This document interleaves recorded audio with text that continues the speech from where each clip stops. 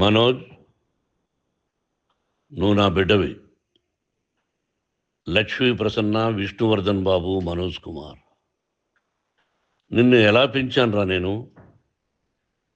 అందరికంటే నిన్నే గారాభంగా పెంచానురా. నీకే ఎక్కువ ఖర్చు పెట్టి చదివించాలని ప్రయత్నం చేశానురా. నువ్వు ఏది అడిగినా నేను నీకు ఇచ్చానురా. కానీ ఈ రోజున నువ్వు చేస్తున్న పని బిడ్డల గుండెల మీద తంతారంటారే, అలా తన్నేవరా. మనసు ఆవేదనతో కింగిపోతుందిరా. నేను మీ అమ్మ ఏడ్చుకుంటున్నావురా. జర్నలిజం ఉన్నది లేనిది, లేనిది ఉన్నట్టు రాస్తున్నారా. నువ్వు నన్ను కొట్టడం ఏంట్రా? నా బిడ్డ నన్ను తాకలా. ఇద్దరం ఘర్షణ పడ్డాం కొన్ని కారణాల వల్ల. ప్రతి ఫ్యామిలీలోనూ ఉంటాయిరా ఇవి.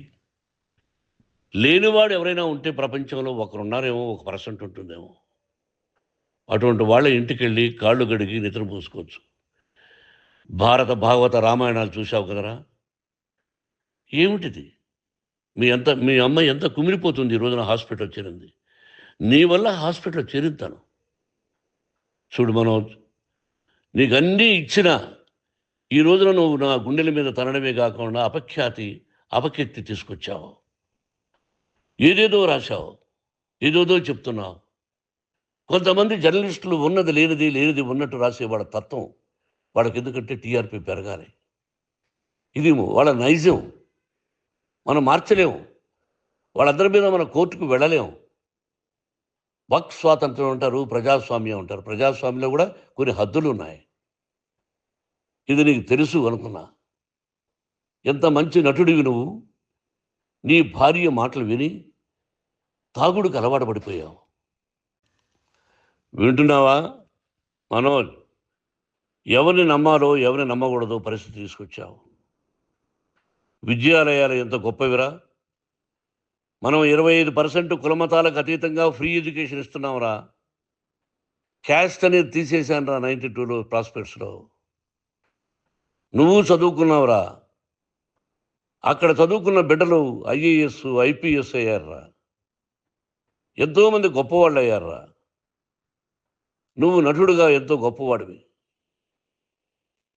తాగుడు కలవాడబడి నువ్వు నీ భార్య ఇంట్లో బిహేవ్ చేస్తున్న విధానం ఆ భగవంతుడు సర్వేశ్వరుడు తెలుసు.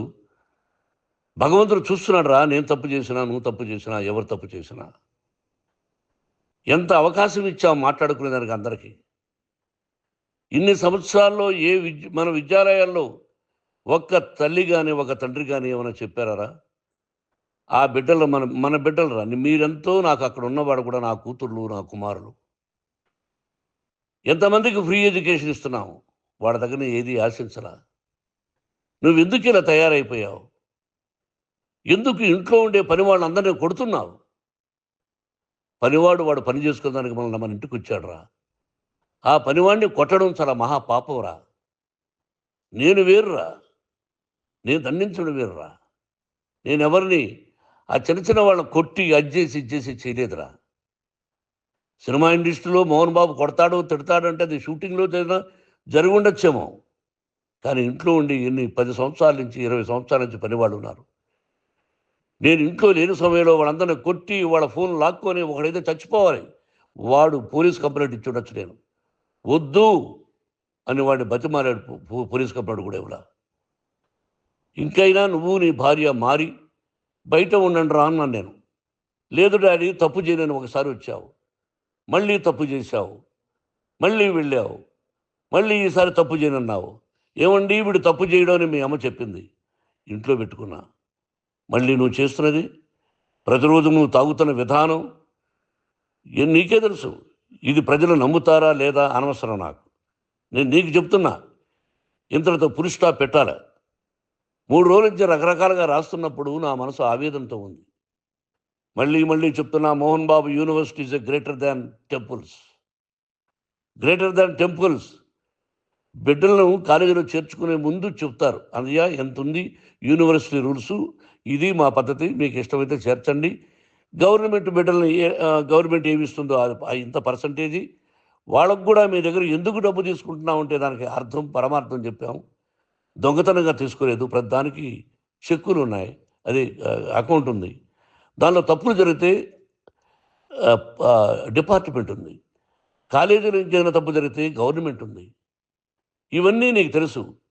ఈ రోజున ప్రపంచంలోనే నెంబర్ 1గా చేయాలని మీ అన్న కష్టపడి ఇతర దేశాల్లో నెంబర్ 1 యూనివర్సిటీ టైఅప్ చేశాడు. ఈ రోజు నువ్వు చేసిన విధానం ఏమిటి? నువ్వే ఒకప్పుడు నాకు ఇవి ఏమొద్దు, నేను యాక్టింగ్ అన్నావు. ఈ రోజున ఏం చేస్తున్నావు? విద్యాలయాల మీద పడ్డావు. తల్లిదండ్రులు చాలా గొప్పవాళ్ళరా. కొంతమందికి డబ్బు కట్టలేకపోవచ్చు, కట్టని వాళ్ళకు కొంత సహాయం చేసావు. అంతా సహాయం చేయలేము. బ్యాంకుల్లో డబ్బు కట్టాలి, లెక్చరర్స్కి డబ్బులు ఇవ్వాలి, యూనివర్సిటీ బ్రహ్మాండంగా నడపాలంటే మంచి లెక్చరర్స్ కావాలి. ఇవన్నీ తెలిసి చేస్తున్నావురా 32, 33 సంవత్సరాల నుంచి. అది పక్కన పెడితే అందరినీ కొట్టడానికి వస్తావు. మీ అన్నం తిడతావు. ఒక వ్యక్తి వినయ్ గారనే ఆయన వ్యక్తి హెల్ప్ చేయడానికి వస్తే ఆ వినయ్ ఎవరు లజ్జాగుడికి చంపేస్తాను వాడు అన్నావు. ఇవన్నీ ఎంత తప్పురా? అంటే మీ నాన్నగారికి ఎవరు సహాయం చేయడానికి వస్తే వాళ్ళందరినీ లజ్జాగుడుకులు అంటావు, చంపేస్తానంటావు. మీ అన్నను చంపేస్తానన్నావు. చంపరా చూద్దాం మీ అన్న. నేనే అన్నా. తాకరా నీ ధైర్యం ఉంటే అన్నా. ఎంతమందిని చంపాలనుకుంటున్నావు? ఎంతమందిని చేయాలనుకుంటున్నావు? నువ్వు ఏం సాధించాలనుకుంటున్నావు? ఆలోచించుకో. ఈ ఇంట్లోకి అడుగు పెట్టడానికి నీకు అధికారం లేదు. ఇది నా కష్టార్జితం. మా నాన్నగారు 10 రూపాయలు 10 పైసలు కూడా ఇవ్వలేదురా. మంచి జన్మనిచ్చాడు మా నాన్నగారు. మద్రాసుకు వెళ్ళి వీధుల్లో అడుగు తిన్నానురా. ఒక పూట కూడా భోజనం లేకుండా అడుగు తిన్నానురా. న్యాయంగా మోహన్ బాబు తిడతాడు కొడతాడంటారు కానీ మోసగాడు అనలేదురా. నీట్ పార్లమెంటేరియన్గా బయట వచ్చానురా. నువ్వు నా పరువు ప్రఖ్యాతులు మంట కలిపావు.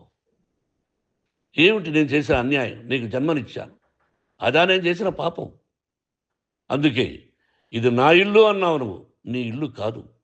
నీ కష్టార్జితంతో నువ్వు సంపాదించుకున్న ఇల్లు నీది. ఇది నా డబ్బు, నా కష్టార్జితం. నా కష్టార్జితంలో నేను పిలిస్తేనే మీరు ఇంట్లోకి రావాలి. అటువంటిది పోగొట్టుకున్నావు నువ్వు. ఆస్తులు అంటావా? ముగ్గురికి సమానంగా రాయాలా లేదా అది నా ఇష్టం. ఆస్తులు ఇస్తానా, లేకపోతే గంగపాలు చేస్తానా, లేకపోతే ఎవరికైనా దానధర్మాలు చేస్తానా, అది నాకు సంబంధించిందిరా. నా కష్టార్జితం రా. మీరు చేస్తున్న విధానం గుణగణాలు కావాలరా. మందు తాగచ్చురా. ఎంత తాగాలి? నేను కూడా 1 or 2 పెగ్స్ తీసుకుంటా. ఇది తప్పు కాదు, జనానికి తెలియాలి. నా డబ్బు ఇది. తాగి ఎవరిని కొట్లా, తాగి నేను తింటున్నా. అది ప్రజలకు అక్కర్లా. నేను తప్పు చేస్తేనే ప్రజలకు కావాలా. ఇవన్నీ ఉన్నాయిరా. ఇవన్నీ తెలుసుకో. జర్నలిస్ట్ సోదరులారా, మీకు నా గతాన్ని తెలుసు, నా భవిష్యత్తు, నేను ఎక్కడి నుంచి వచ్చాను కూడా మీకు తెలుసు. ఈ రోజున మీరు రాస్తున్న విధానం, నా బిడ్డ నన్ను కొట్టాడన్నారు. ఎంత తప్పు!